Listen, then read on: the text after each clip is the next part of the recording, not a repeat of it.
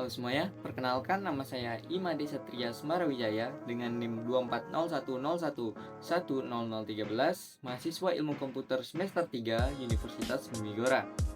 Video ini saya buat untuk memenuhi tugas UAS mata kuliah kecerdasan buatan yang diampu oleh Ibu Ria Rismayati. Jadi kita langsung saja ke videonya. Pernah nggak sih kalian nyari informasi pakai AI untuk bantu bikin tugas kuliah, kayak bikin makalah atau nyusun skripsi? Memang kemampuan AI dalam mencari informasi sangat membantu kita dalam mengerjakan jenis tugas-tugas seperti itu. Tapi nggak jarang juga AI ngasih informasi yang kalau kita cek sumbernya, itu sumbernya tidak valid atau palsu.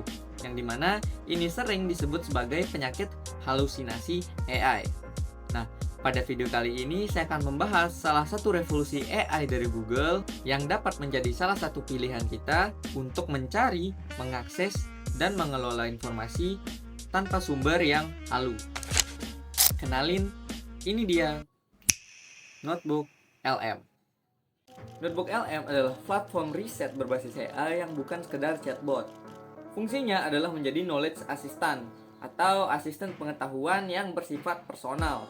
Artinya, penggunaannya dapat disesuaikan sesuai dengan kebutuhan pengguna. Apabila kita adalah seorang mahasiswa, yang dimana kita biasa membutuhkan AI untuk membantu mengerjakan tugas, maka AI ini sangat bisa dimanfaatkan untuk membantu kita mengerjakan tugas tersebut. Dan apabila kita adalah seorang pebisnis, kita bisa menggunakan AI ini untuk mempermudah analisis laporan keuangan yang kompleks. Mungkin kalian bakal bertanya, lalu apa bedanya dengan AI yang lain?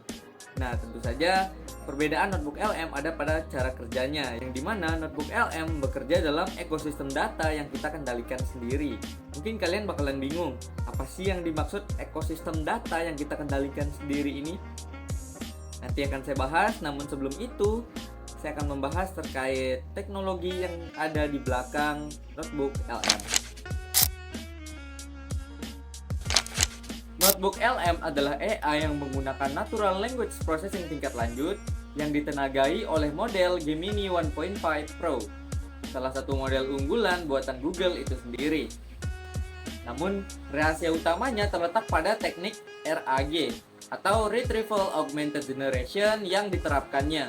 RAG adalah kerangka kerja AI yang menggabungkan model bahasa besar atau Large Language Model dengan sistem pengambilan informasi eksternal, bisa dari web, internet, dan lain-lain.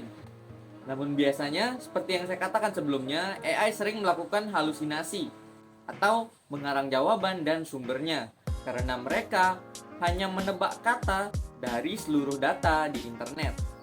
Inilah yang membedakan Notebook LM.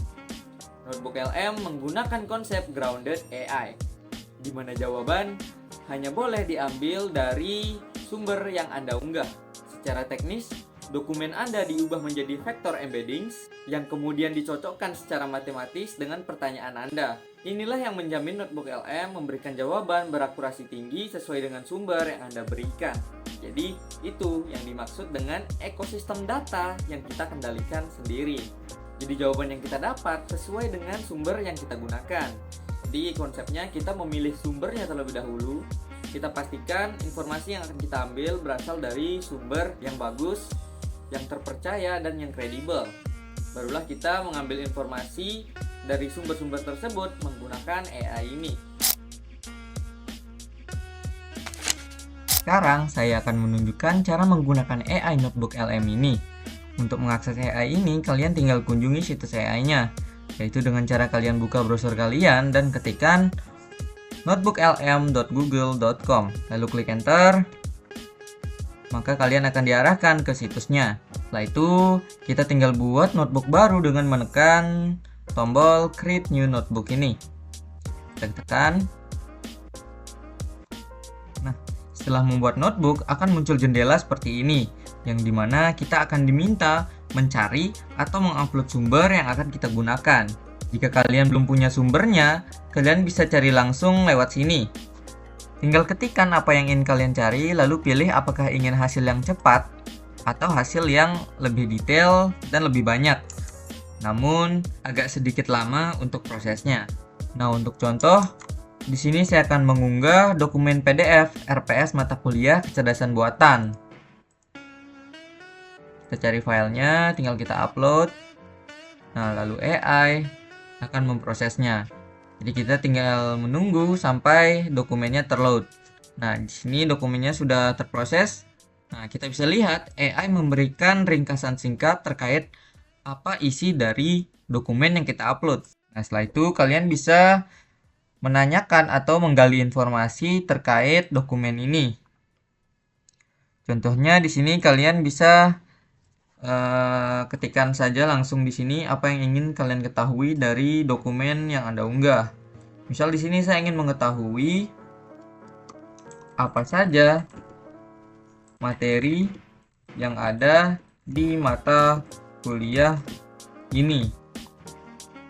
Maka AI akan segera membaca seluruh dokumen dan akan memberikan kita jawaban berdasarkan isi dokumen, tidak berdasarkan hasil searching dari web ataupun internet.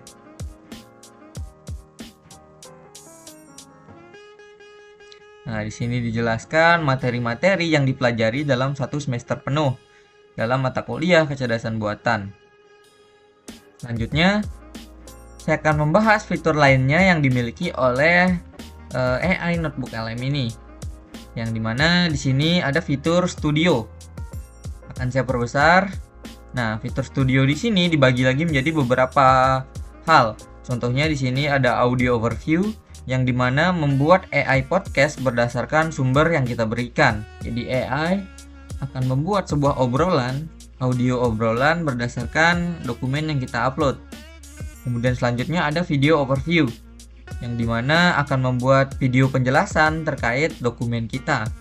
Kemudian ada mind mapping, ada laporan, ada flashcard, ada kuis, ada infografik, ada presentasi, dan ada data tabel. Nah, di sini contohnya saya akan meminta AI-nya membuatkan infografis. Saya akan minta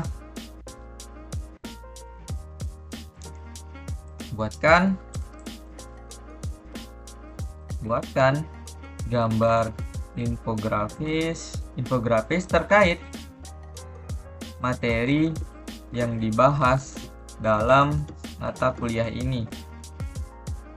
Nah, untuk bahasanya saya akan pilih bahasa Indonesia dan kemudian kita klik generate. Kemudian kita tunggu saja sampai hasilnya keluar. Nah, jadi di sini butuh beberapa waktu agar AI memproses dokumen menjadi sebuah gambar infografis. Jadi kita tunggu saja. Nah, di sini hasilnya sudah selesai. Akan saya perlihatkan.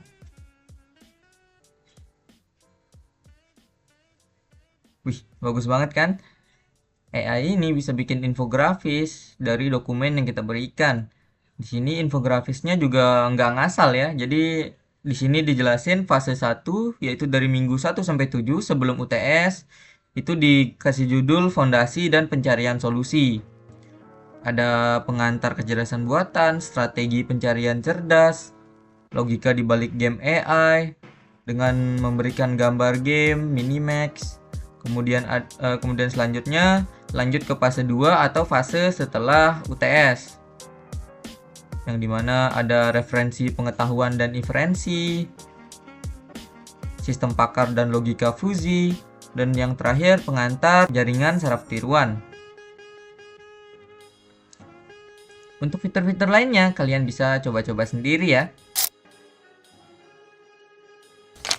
Nah, jadi itu dia pembahasan singkat terkait AI Notebook LM ini. Gimana? Menarik bukan?